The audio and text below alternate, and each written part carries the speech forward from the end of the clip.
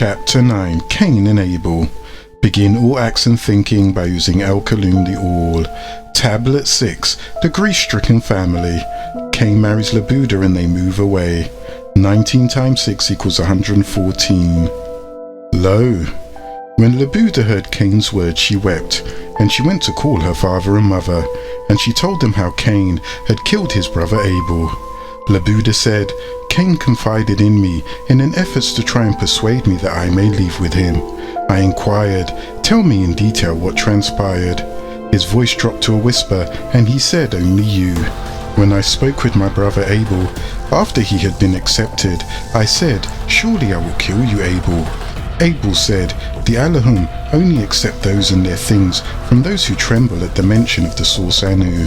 He said, verily if you, Cain, reach out and raise your hand towards me to kill me, I will not reach out or raise my hand to kill you. For surely I fear the source Rab of the boundless universes. Abel said to Cain, surely I want you, Cain, to take it upon yourself to do the disagreeable act of my murder. Your own disagreeable acts, sins, and the sins of others like yourself, so that you, Cain, will be of the companions of Ur, the fire. That is to be the reward of all those who are Zalimin, in a state of unjustness. So Cain's spirit, out of jealousy and envy, caused him to kill his brother Abel, so he killed him. Abel and Cain became one of those who were of the losers, for they both took a loss in this great event, the one his life, and the other the rest of his life. This is what he told me in confidence, that I may accompany him, for he plans to depart by this shadow hour. I began to weep for his sake, and for the sake of my brother Abel and the world. Then they cried aloud, and lifted up their voices, and they slapped their faces, and threw dust upon their heads. They rent asunder their garments, and they went out and came to the place where Abel was killed. They found him lying on the earth, killed, and beasts were around him, while they wept and cried because of the cruelty perpetrated on this just one. They prepared to rebury his body according to the order of Zadok. They gathered much spices to prepare his body, and they wrapped his body according to how Anubis, Enki, dressed in a mask of the Saluki dog of the jackal family, who showed the very spot. Cadman carried him, and his tears came streaming down his face, as he went forth with the smell of sweet spices after they wrapped his body, and they went to the cave of treasures, where they laid him and wound him up with sweet spices and myrrh. Cadman and Nikeba continued on with the burial of him in great grief for 140 days. Abel was 18.5 years old, Cain was 21.5. As for Cain, in the daylight hours before his brother's grief was ended, he took his sister Labuda, and he married her without leave from his father and mother, for they could not keep him from her by reason of their heavy hearts. He then went down to the bottom of the mountain, away from the garden, where he was near the place where he had killed his brother. In that place, where there was no fruit trees or forest trees, his sister bare him children, who in their turn began to multiply by degrees, until they filled that place. So Cain left from the presence of the Yahuwah of the Allahum, and he took residence in the evil city of Nod, the land of the wanderers, the Hindu. For that part of the planet Earth of Nadimad, who is Enki, also called Israel Zadok, where all the wanderers and homeless dwell. This is the curse of those who leave the country life and migrate to the city life, for therein, the big cities, you will find all evil. It was to the east of the enclosed Garden of Eden, because of what Gabriel Zadok had cursed him with, and the ground would not yield for him, so he could not be a farmer, and he was forced to live in the great city, amongst the dwellers of the city and the cursed. As for Cadman and Nikeba, they were apart from each other after Abel's funeral for 7 years. Nikeba went home to her mother Anaph and her father Fatar in the land of Havilah. Cadman returned home to the land of Chaldea to his father Autumn and his mother Lilith.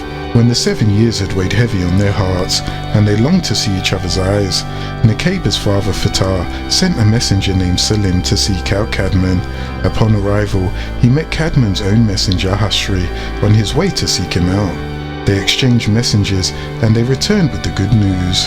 Cadman with haste prepared his great caravan, and likewise Nikeba did the exact same thing at the exact same moment and time, and they met at the mount in Arabia, which henceforth became known as Arafat, the mount where they met.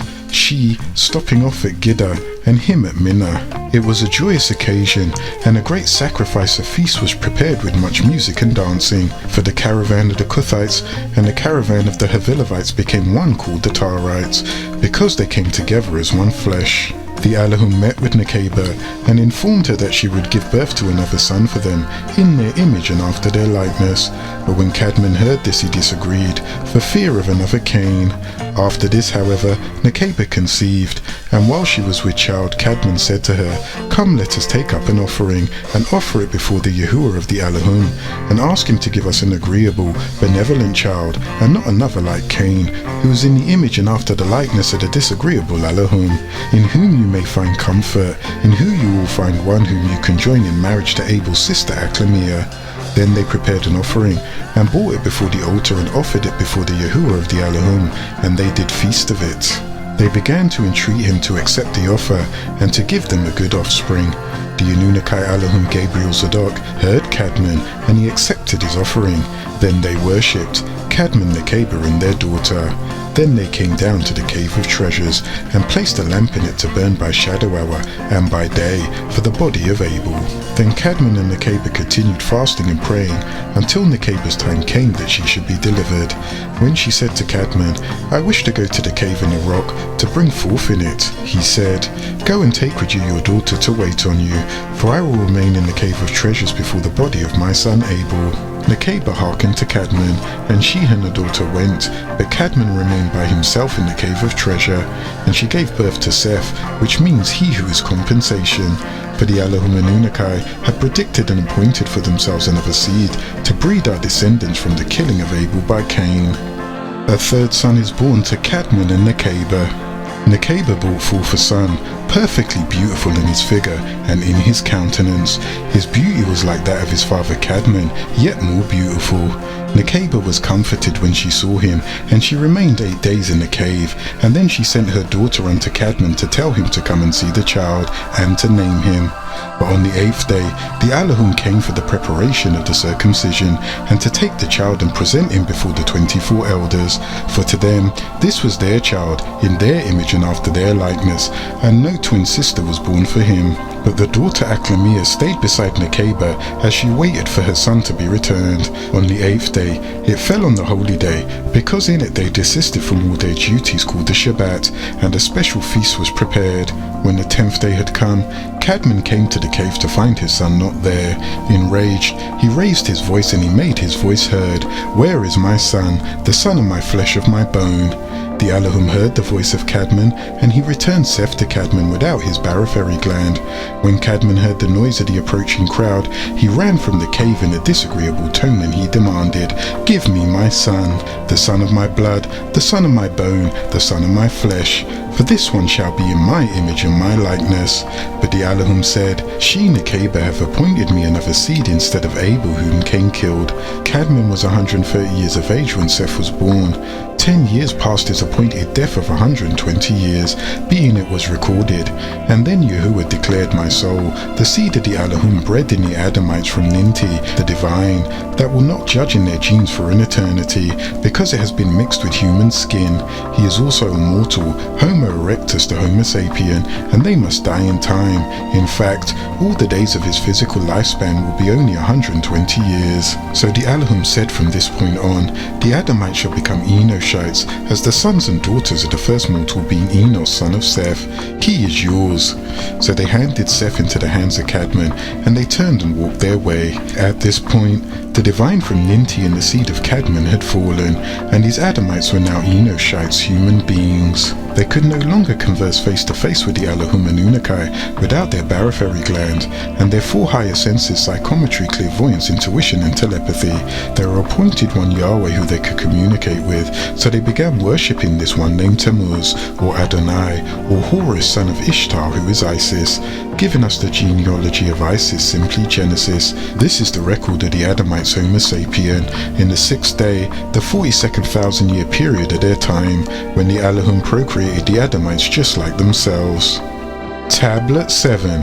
And the story was inscribed like this: 19 times 2 equals 38. Lo, Cadman stayed by the body of Abel in great grief. in which that is the custom of visiting the dead, and he would bring a rock each time to slowly but surely block the entrance to the cave. This is the first sepulchre, and the reason for the bringing of stones to the graveyard. When Cadman came and saw the newborn child's good looks, his beauty, and his perfect figure, he rejoiced over him, and he was comforted for it. Then he named the child Seth, that means he who is compensation, but it means also power and strength. Then after seeing Seth, Cadman returned to the Cave of Treasures, and his daughter went back to Nikeba, her mother. But Nikeba continued in her cave until her 40 days were fulfilled, when she came to Cadman and brought with her the child and her daughter. They came to a river of water, when Cadman and his daughter washed themselves because of their sorrow for Abel, but Nikeba and the babe washed for purification. Then they returned and took an offering, and they went to the mountain and offered it before the Al-Mahdi. At the foot of this mountain were Cadman's tribe, the Kuthites, and Nikeba's tribe, the Havilites, and there were many other tribes that came to witness this great day. Caravans came from all around for this great event at the mountain, the offering of Seth, who was a compensation for his brother Abel, and this mountain was covered all over by smoke, because of the cylinder-shaped craft that hovered above it, and the smoke ascended like the smoke of a furnace. Because of this great craft, the mountain shook greatly. The Yahuwah of the Elohim came down out of the cylinder-shaped craft to the head of the mountain, and the Yahuwah of the Elohim called out to Nikeba for the babe called Seth, which was to be presented to the 24 elders. The Yahuwah of the Elohim said to Nikeba, "Go down and protest to the tribes of people, lest they break through to the Elohim to take a look at the babe." They all fell down and prostrated themselves to the ground, and they would not look. Nikeba said, "Anu listens to those who praise him." So the congregation answered, "Our sustainer, to him is due the gratitude in respect." Nikeba said to the Elohim, "This nation of people cannot come up to this mountain, for you are going to break forth on us and set a boundary all around the mountain and make it Gadash, holy." Gabriel Zadok accepted this offering and sent his blessings upon them and upon their son Seth, and she returned to the Cave of Treasure. As for Cadman, he didn't go in to have intercourse with his wife again until the time came for the migration to Al-Haadi. Seth vouched on the part of Cadman, who had lost the respect of the Anunnaki, and out of mercy they were forgiven. And only if Cadman and Nikeba would have 10 children, for each of the original 4, given as an offering to the Anunnaki. And they did conceive 20 sons and 20 daughters, and they did offer them to the Anunnaki. They took them to Al-Haadi to work the mines all the days of their lives. After this, Cadman didn't have sexual intercourse with his wife for all of the rest of the days of his life, but Seth waxed in stature and in strength, and he began to fast and meditate fervently. Remembering the fetal stage, he prostrated himself humbly to the ground, praying night and day for the reinsertion of his barotheric gland and entry into the order of Zadok. And in time, he too was called to the altar for his initiation, and his offering was respected, and he was accepted and crowned as a child of the Elohim. And Seth was a shining light in the family of Cadman. Tablet 8. Shaytan appears as a beautiful woman Laylat tempting Cadman. 19 times 6 equals 114. Lo. As for our father Cadman, at the end of the 7 years from the day that he had been severed from his wife Nikeba, Nakash Shaytan envied him when he saw Cadman separated from her, striving to live with her again. Cadman arose and went up above the Cave of Treasures and continued to sleep there night by night. But as soon as it was light, he came down from the cave to meditate there and receive a blessing from it. But when it was evening, he went up upon the roof of the cave, where he slept by himself, fearing lest Nakash shall overcome him, and they continued their separation 39 days. Then Nakash, the hater of all that is good, when he saw Cadman thus alone, fasting and praying, he appeared unto him in the form of a beautiful woman, who came and stood before him in the shadow hour of the 40th day, and he said unto him, O Cadman, from the time that we have dwelt in this cave, we have experienced great peace from you, and your plan has reached. We have been confronted about you. Now that you have gone up over the roof of the cave to sleep, we have our doubts about you, and a great sorrow has come upon us, because of your separation from your wife Nikeba. Then again, when you are on the roof of the cave, your meditation is poured out, and your heart wanders from side to side.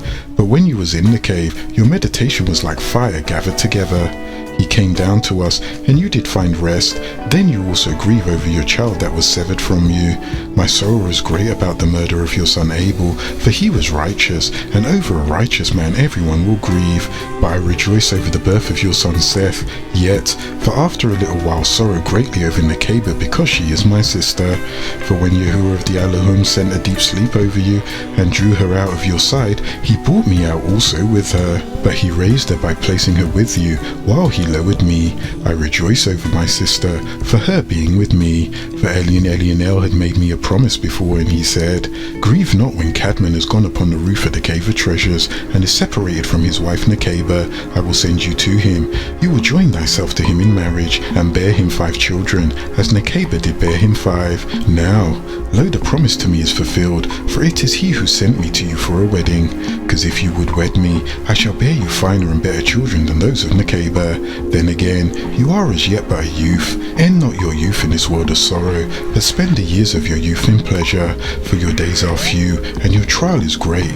Be strong until the last days of this world in rejoicing, and I shall take pleasure in you, and you shall rejoice in yourself in this way, and without fear until then. You should fulfill the command of your Yahuwah of the Elohim. And then she drew near to Cadman and embraced him. But when Cadman saw that he should be overcome by her, he prayed to the Yahuwah of the Elohim with fervent heart to deliver him from her. Then the Yahuwah of the Elohim sent this word unto Cadman, saying, O Cadman, that figure in the one that promised you the Godhead and majesty, he is not favorably disposed towards you, for he shows himself to you at one time in the form of a woman, another moment in the likeness of the Anunnaki Elohim, on another occasion in the similitude of a serpent, and at another time in the semblance of a deity. But he does all that only to destroy your soul.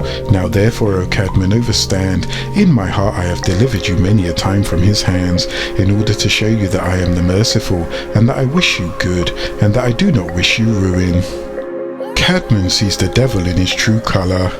Then Yahuwah of the Elohim ordered Nakash to show himself to Cadman plainly in his own hideous form. This Nakash, meaning whisperer of the flugel rods, who roam the outskirts of the garden called Sorda, who is called the Behemoth, beast of the field. But when Cadman saw him, he feared and trembled at the sight of him. And Yahuwah of the Elohim said to Cadman, Look at this Halab, a devil by nature. Look at his hideous pale skin, blue eyes, yellow hair, and red lips. Look. You know that it is he who made you fall from knowing into unknowing, from peace and rest to toil and misery. Look, O Cadman, at him, who said of himself that he is the Most High. Can Yahuwah of the Elohim be pale and without colour? Can he be leprous and diseased, covered with pus, scab and scales? Can his breathing be hindered by nasal blockage?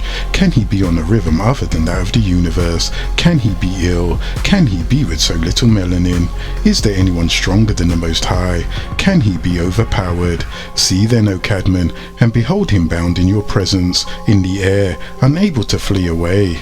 Therefore I say unto you, be not afraid of him. Henceforth take care, and beware of him in whatever he may do to you. The Yahuwah of the Elohim drove Nakash Shaytan from before Cadman, whom he strengthened, and whose heart he confronted, saying to him, Go down to the cave of treasure, and separate not thyself from Nikeba. I will suppress lustful desires in you all for Nikeba. I will extinguish in you all animal lust. From that hour it left Cadman and Nikeba, and they enjoyed the rest by the commandments of the Most High. But the Most High did not liken himself to any one of Cadman's seed, but only to Cadman and Nikeba. Then Cadman and Nikeba meditated before the Adonai, for having delivered them, and for having laid their passions before them. And he came down from above the cave, and dwelt with Nikeba as aforetime. This ended the 40 days in his separation from Nikeba. The devil paints a brilliant picture for Seth to feast his thoughts upon. As for Seth, he was 7 years old, he knew agreeable and disagreeable, and he had put all the tablets to memory, and he was consistent in fasting and meditating, and he spent all his shadow hours in entreating Yahuwah of the Elohim for mercy and forgiveness.